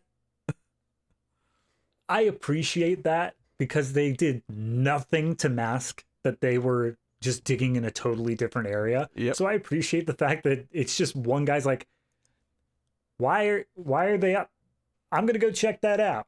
Like, it seems obvious, and it doesn't have to be some wildly convoluted thing of, Belloc was looking over the stones of the whatever, and they found this extra marking that reveals this super secret thing. It's just, no, he looked up there as he was walking by. That's all it took. And that's what I appreciate out of that, as we were saying at the beginning, the and then style of storytelling there, where it's just, and then Belloc sees it. We don't have to go into this whole big thing of like setting it up that he sees it. He just sees it. It just happens. Yeah. In fact, one little moment that happened just before this as well is, paying off what was set up earlier about Marion, her drinking thing at the start, is that she intentionally starts drinking with Belloc to, and she's laughing and giggling along, and she's obviously pretending, because we know she can hold her liquor, right? We know she can do it from the start of the movie. So we know this is her attempt at escaping. That's why she's agreed to put on this white dress that he wanted her to wear. All that stuff. And obviously it's when she tries to walk out. That's when Tot walks in with his coat hanger and whatnot. But like all of this, just like it's, again, she's very capable. But much like Indy, like her plans, which makes sense. We know she can pull it off to an extent. Just keep being thwarted by yet another thing in the way. And it just keeps escalating, and it does. Like it goes from Indy just going to a different dig site. It goes from that to the fight in the plane that's not in the air, just on the ground. But it goes to that to riding a horse and jumping onto a truck, which then turns into jumping onto a submarine. Which I do have to ask the question, like, because I assume the submarine descends into the water. Did Indy get into the submarine, or did he just hold his breath for unfathomable amount of time? We're just gonna assume that the submarine did not go underwater, because to say anything else means that Indiana Jones is actually a superhero. Or already dead. I haven't heard that theory before. He's a zombie. Everything after the whole movie he's a zombie. That's what we find out in Last Crusade when we do the young Indiana Jones thing, is he actually died at that moment, and everything after this is voodoo curse. He's been a supernatural being ever since. Damn. Never would have seen it coming. Yeah. So yeah, like the truck chase is great. The boat stuff with him getting out of the submarine, also great. And it all builds obviously to they're at their base on this island, and it's basically Bellic who's like, hey, don't leave it for the Führer to like open the Ark. We should check it first, because he just wants to look, because he's an archaeologist, and he's been claiming all movie that him and Indy are a lot alike, and Indy just doesn't want to admit it. And I think the proof is at the end is that Indy cares about someone more than the artifact. Is kind of the point. Yeah, absolutely. Yeah. Whereas Bellic didn't want to. He didn't care about Marion. He just wanted to control her. He just wanted to keep her as a plaything, if you will. So, what was it was Phantom, with the whole thing of like, oh, she'll be a good slave and whatnot. Like, yeah, that's basically. I'm realizing just how much Phantom was taking from Indiana Jones. Yeah, a very, very large amount. Yeah. So, yeah, because it's after this where the rocket launcher thing happens, because they can't even fathom that Indy's like followed them on the submarine. Right. But of course, as soon as Bellic turns around, he's like, Jones. It's always him. It's always Jones. He does it earlier on with the plane, actually. As soon as the plane explodes, and it's off in the distance, so they don't know what's going on. He sees the explosion, he's like, Jones. It's always him. He's always this thorn in his side. Yeah, I mean, I appreciate it. If there's one thing that I do feel this movie was lacking, is they didn't quite give enough history between Jones and Bellic. Like, Indy keeps on saying, Bellic actually keeps on saying, I keep on taking your stuff. I have done this numerous times before. And everyone keeps saying that he's been showing up. But I would have liked there to be just one or two specifics to that. I know I was talking more about keeping the mystery, but this one feels like it would have benefited from even just throwing out a line of like, remember our time in Burma or whatever? Like, just one little thing that's expanded a tiny bit on. Because by the time it gets to this point of him turning around going, Jones, I feel like there should have been some other point where we get the story of how Indiana thwarted him a few times, because it feels like that's happened, and yet we never quite get that. Okay, yeah. But yeah, so they open the Ark at the end. Yeah. And we already mentioned, Indy cares about Marion, tells her to close her eyes. They keep their eyes closed, and all of these other douchebags melt. Now, I guess, let me ask this. Is there anything that they said up to this point that would allude to the fact that you open it up and you melt? Like, I know when they were looking through the book at the beginning, they said like, oh, that's lightning or God's energy or whatever like that. But like, I don't know, part of it to me seemed that if it was sort of one of those, if you are impure and trying to use this sort of thing. So obviously all the Nazis got destroyed. But I wondered what would happen if, like, Indy himself tried to open it, or someone even more righteous than him even. That's a good question. I kind of like, I think there's an element here where it's like, okay, we theorize the power that's in there, but we don't really know what it's going to do. You know, it does this. But I think it's an interesting question. Do they only get melted because they are, well, Nazis and you know, awful people? You know, maybe Indy and Marion would be fine if they opened their eyes. We don't know. Yeah. I don't remember there ever being a specific line of like, and everyone who looks in the Ark is dead. Like, they never quite go that far. Yeah. But Indy, of course, believes now. He sees enough of it before it properly kicks off that he you know, he can believe it now, and that, you know, again ties into like him believing in things, you know, including love. So he sees the inside of the Ark, and his first thought is, "I'm gonna marry this woman." Oh, and also close your eyes. Yeah, you have the ironic ending, of course, with like they're not happy the Americans have taken it, and they're like, "Oh, we'll have people, you know, looking into it, top men," as he says. It's supposed to go in the museum. It's supposed to be researched because it's very dangerous. It's a weapon of mass destruction, effectively.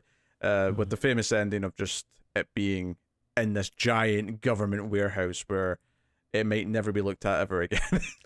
Or it might be looked at 20 years later when some skull comes out. Who knows? I didn't want to bring that up. I don't want to bring that up. So in the last scene with Indy and Marion, though, before this, when he's leaving this place and, you know, she comes down and asks how it went, you know, it ends with her saying, "Come on, let's go get a drink." And Indy's like preoccupied and annoyed with what's went down, but he ultimately puts out his arm to be like, "Okay, let's go." And so it kind of sums up their relationship in a nutshell, the whole movie, which is he cares about this thing deeply, and she's this other force in his life that, while he's not going to necessarily go like or think about her first, but he ultimately will let her in. And that, I think that's just a little symbolic thing at the end. Like, no, he's letting her in. Which is what I mean when I say when she's not in the follow-up movies, you're kind of, you know, effectively just ignoring kind of what little arc this movie had. Yeah, right. But I also think, again, going all the way back to the serial talk, I think that to have a happy ending, quote unquote, you can have that in the old serials, but at the same time, when the next serial starts up, it's got to be pretty much back to the status quo, more or less, for people who didn't catch that one. Yeah, no, that's for sure. It's like I say, it's a fascinating success of a movie because it is extremely entertaining. Harrison Ford's great as Indy, right? He's very charismatic. He has that kind of gruff charm that he's known for. Karen Allen's great as Marion. The villains are very memorable, and like there's so much style in the film. It's, you know, it's a very much a, arguably you could call it style over substance, right? But it's a case where that works. It's not a negative in the sense. It's, you know, it's the style of like shooting the, you know, the shadows, of the reveals of the characters, of the overly cinematic way that some of the moments are captured. You know, whether it's Marion screaming when they're in the pit of snakes where they got the Ark, or whether it's, you know, the absurd, like almost Ghostbusters-esque kind of visual of these ghosts coming out of the Ark, and then the grotesqueness of the melting faces.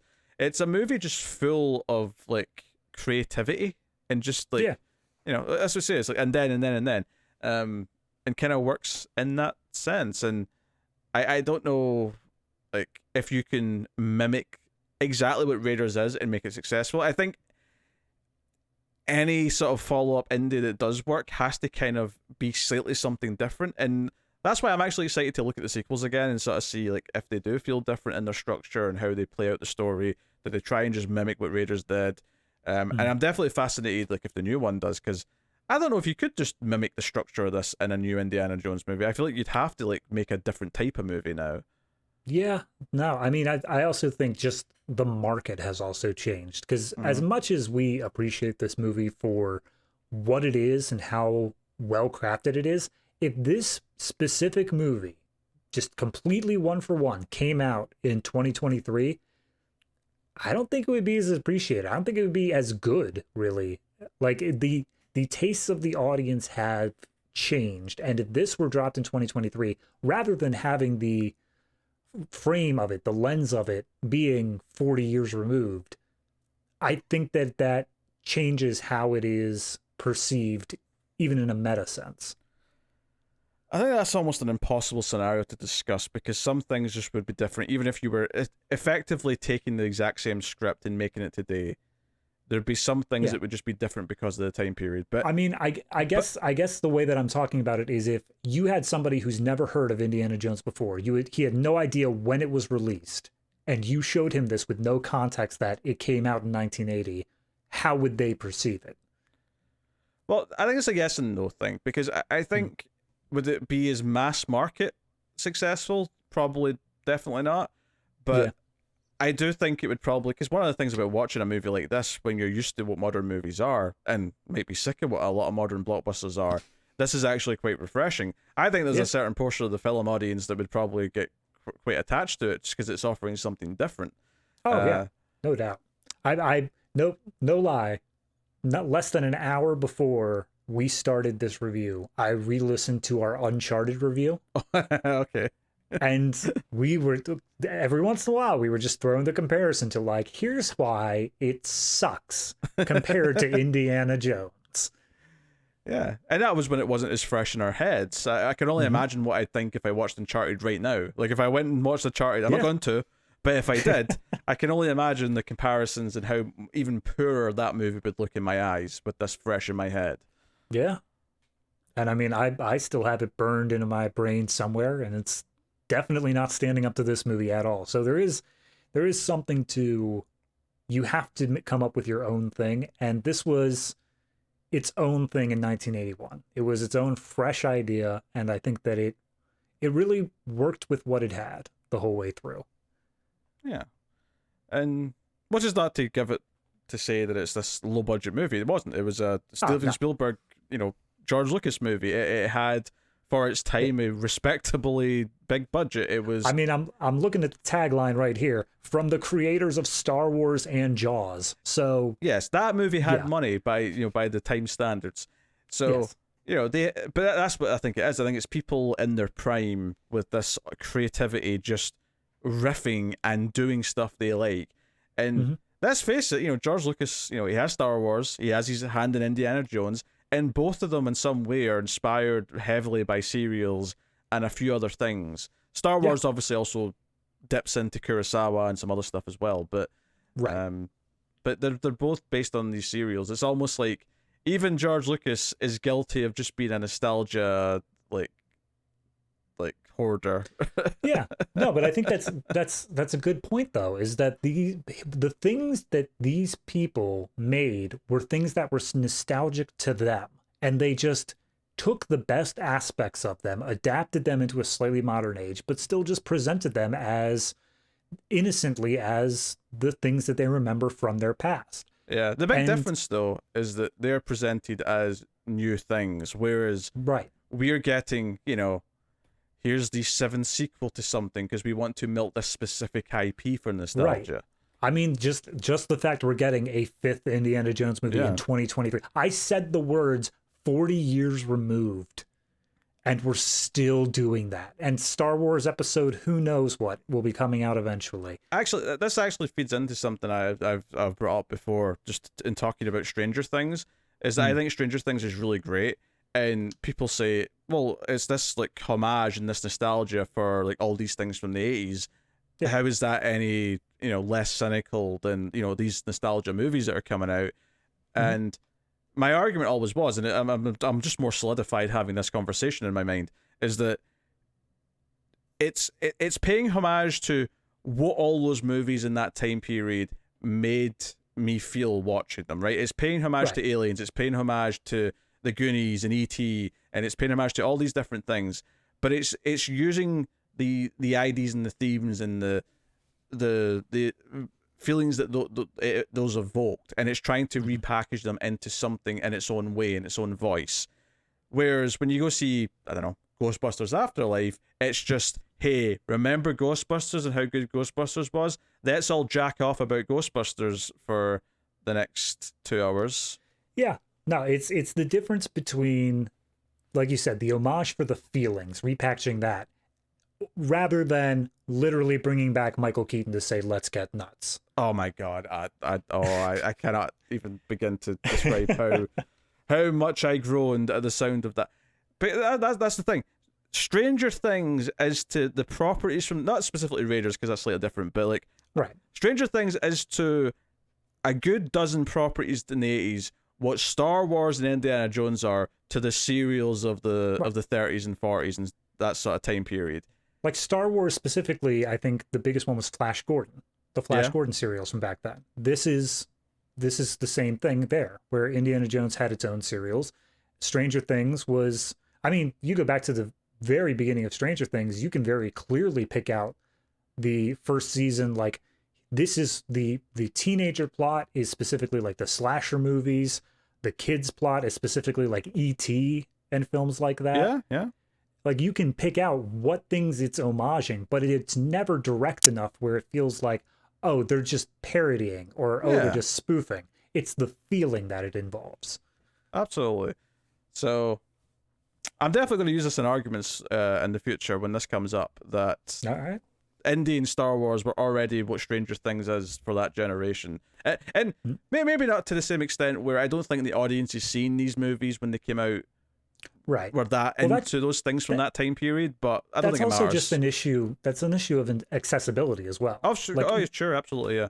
Yeah. Back in the 80s, how are you meant to watch anything besides buying a prohibitively expensive VCR player or hoping it just showed back up in theaters? I mean, even in the case of the first Star Wars, like, I mean, VCRs, I think it existed by 77, but they weren't like super widely adopted until the start of the 80s, I would say.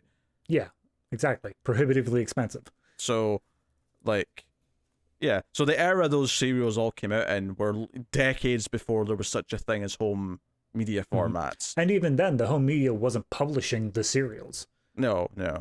So there's a chance that some network might have aired them, like, in like a morning slot or something, maybe. Yeah. But the odds that you manage to tune into it or find it in any way are slim, is what we're saying. Whereas nowadays, if you want to watch the things that inspired Stranger Things, you just pay $2.99 and there it is.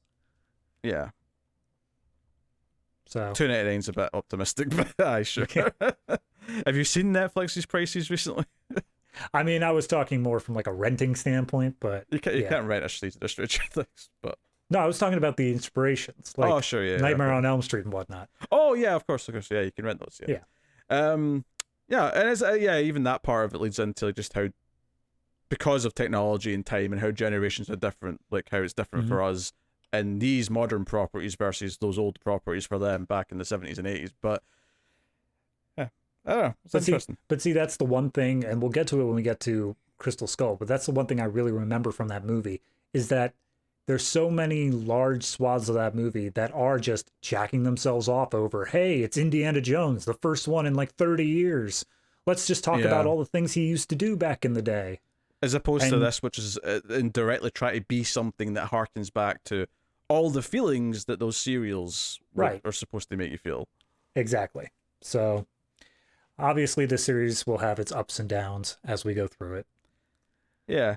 We definitely get into a couple of broader topics with this one that I wasn't expecting to, but I'm not mad because... I mean, we don't need to talk about the plot of Indiana. Everyone knows the plot of Indiana Jones. And if you don't, watch the movie. Why are you still listening to us at this point? Go see it. I think I'll probably talk about the plot of the other ones more because I don't remember them as well. I've seen this one the most, and it's like... I almost feel like the more I've seen a movie, the more I feel less inclined to describe what's going on in it and rather just talk about ideas and themes and intricacies and stuff like that. Whereas, I don't remember like that much from Last Crusade, so I'm probably going to talk about like Sean Connery as his dad and shit. Yeah, I mean, I remember like the final puzzles, but everything leading up to that just gone. Yeah, it's all very vague. But yes. But anyway, to swing it back around, Raiders of the Lost Ark is an excellent action adventure film. Emphasis on the adventure, perhaps over the action. Obviously, it has been mimicked. Sometimes somewhat successfully. The first Mummy from 1999 is a fun enough movie. Yeah. And then, sometimes not. But even then, the Mummy goes back to that same sort of discussion because the original Mummy film was made back in what, the 30s, 40s, 30s? Something like that. So it may have been just mocking or not mocking, but inspired by the stuff that was coming out of those serials that were coming out at the same time. So it may have just used the same sort of inspiration that Indiana Jones used. Yeah, but the first, like the Mummy movie from 1932, which I have seen, like I wouldn't say has that. It definitely feels like maybe they took Indiana Jones as an influence because it, like, basically it's like a mash between Indiana Jones and that original Mummy movie. Like that's what Mummy 1999 is. So I do think they cast a hero, they cast Brendan Fraser in the role. Yeah. Even his color scheme. I mean, admittedly, a lot of people wore brown and white and tan. I was going to say, and that if you go back to the 1930s desert and you don't see khaki, I'm not sure you're in the right place. So yeah, admittedly, I'm not sure if that's just the natural color scheme that he'd be wearing anyway. But you know, which by the way, weren't you supposed to be wearing a jacket for this? I feel like you promised. I was going to put it in the thumbnail. It's sitting over there. Okay. Mainly because it is hot. I don't want to wear a jacket. I knew you were going to chicken out because of the heat. I could easily have turned on the AC, but then the audio quality would go down. So I had to hedge my bets here. Oh, okay. It was a noble act for the audience. Okay. You're welcome. So Raiders is great. So, and hopefully the any critiques that we might, and I don't really have that much other than just it does go against some storytelling conventions and kind of succeeds in spite of it. The only things that I was really noticing that I felt the need to point out was just one or two obvious mannequins or whatever for a couple of moments, but that's not a big deal. Obviously, it's just. For me, practical effects, special effects, I just let all this slide. Like, it was whatever.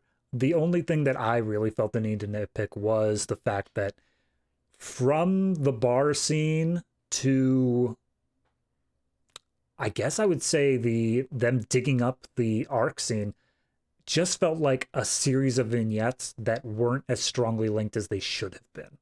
That's the only major critique I can give. And even then, it's such a minor point. In that I still enjoyed each little vignette. It was only when they transitioned between each other, I'm like, oh, okay, I guess we're here now. Sorry, I just need to readjust. Yeah, the bar scene is fantastic though, so I wouldn't even knock against that.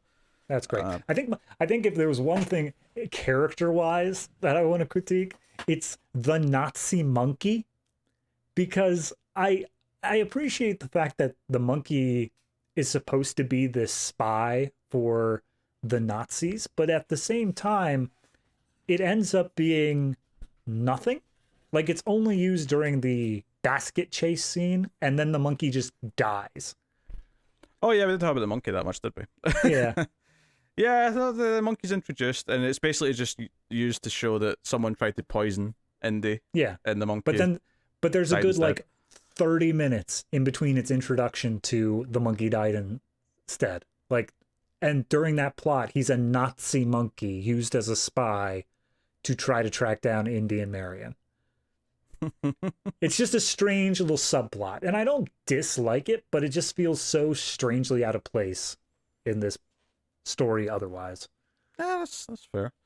Yeah. I think, the opening, like, section is great, and I'm including pretty much up until the bar scene in that. Yeah. Like, that opening, like, half hour is fantastic. And then once they get out of the snake pit, basically, till the end is just an adrenaline ride the whole way. And that's where the heart of the film comes into, with Indy, like, wanting to save her more than the Ark. And it's not, like, superly leaned on either. That's the great thing about this, is that I'm saying it's there, and I felt something when he made that choice, but it's not overly, sentimental. It doesn't go super hard into it. It's very much just there if you're paying attention, and you can get a bit more out of it, but it's not like overweighing the spectacle of the chase and the villains and all of the other stuff. So, it's very, very good. So I guess, David, it is time to rate the film out of 10. Oh boy. Okay. So I don't want to be viewed as some sort of a pariah if I rate this too low, but then again, I will not be swayed by public opinion. I think it's great. I think it is just a solid, fantastic movie. It's almost 2 hours long. I never really felt the length. It always felt like it was moving forward at a brisk pace.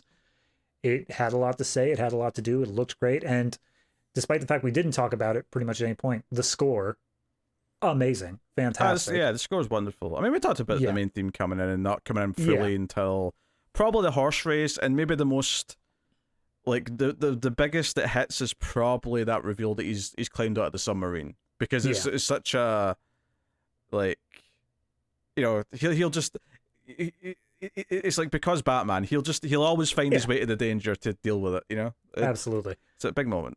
But even then, there are like 2 to 3 other main theme songs throughout this movie, all of them great. Although, I will just, this is like such a minor nitpick, but in the opening section, there is a couple of bits that do sound almost like they're taking right out of Star Wars. Yeah, I mean, at that point, what was out? Episode 5 was already out, yeah? Empire was the year before, yeah. Yeah, so, I mean, it's possible. I know John Williams just has a general sound to him.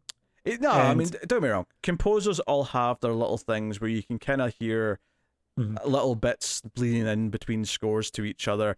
But there was just some stuff when he was like walking through the jungle where it sounded like at any point like a stormtrooper's going to walk around the corner.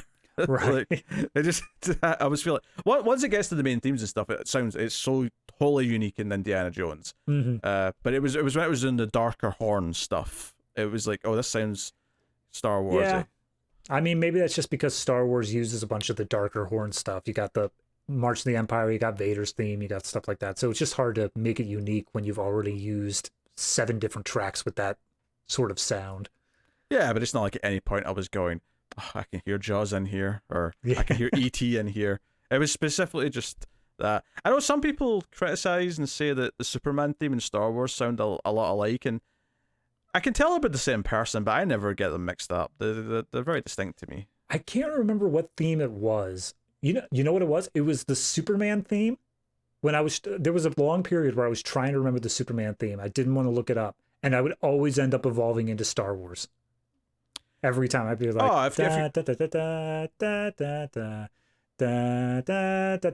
wait, hold on, stop. What? Yeah, it's very easy to transition between them if you're humming them, but it's.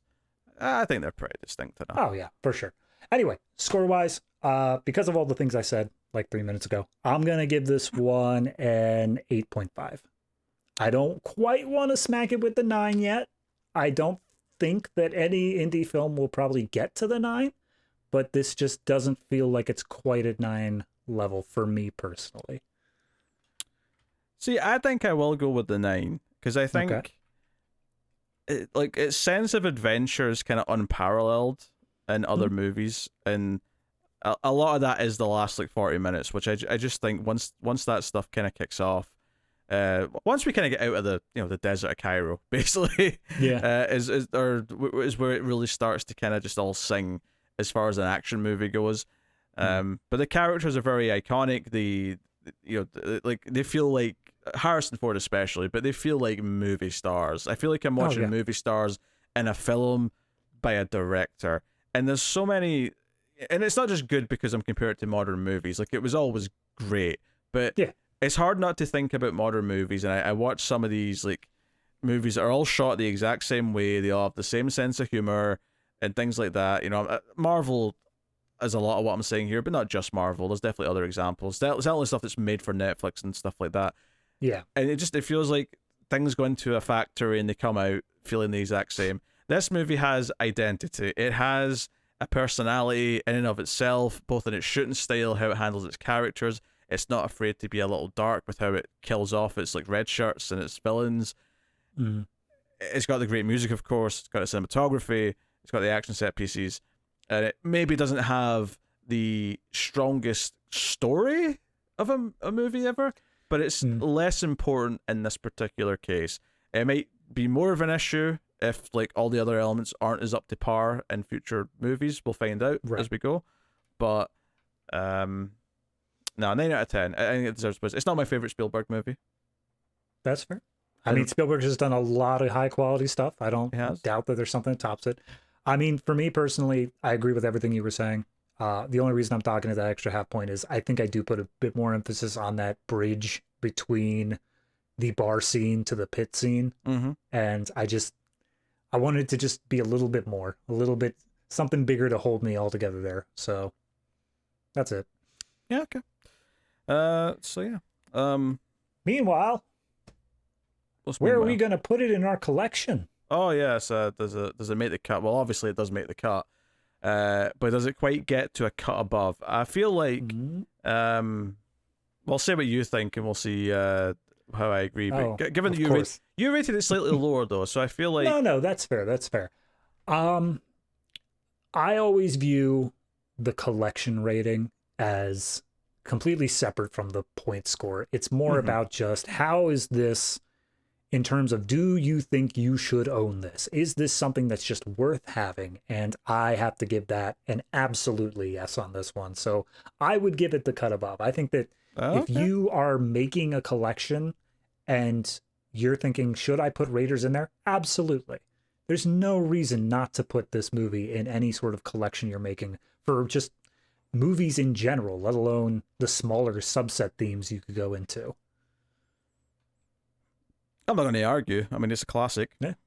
All right. You know, I rated it even higher than you did, so I think it does belong.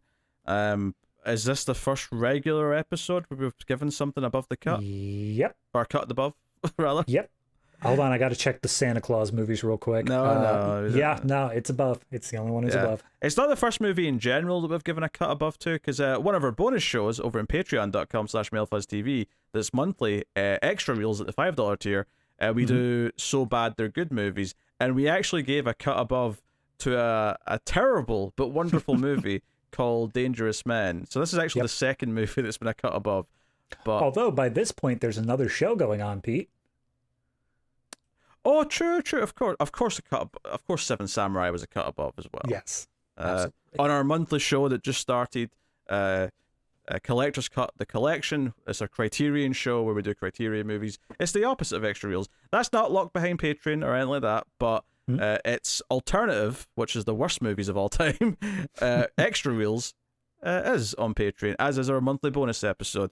As we mentioned at the start, we did The Phantom to tie in with Indiana Jones. That was voted for by our patrons. So go and check out that. That's at the lowest tier on Patreon. $5 tier and up gets you access to extra reels. And you get access to bonus shows from some of the other movie podcasts that we have on Mail Fuzz Movies, such as Screams After Midnight and the Atomic Cinema Experiment, which is our horror and sci-fi shows, respectively. But that's a Patreon plug. So if you want to support the show, go do that and get some extra goodies. And hear us be miserable as we talk about Christian Mingle and other such cinematic disasters.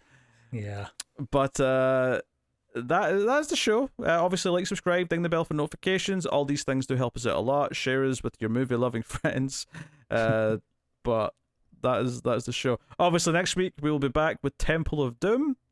Yep. And we'll see you for that. So this has been Raiders of the Lost Ark. This has been the Collector's Cut. Thank you very much once again for watching or listening. We always appreciate it. Keep watching movies.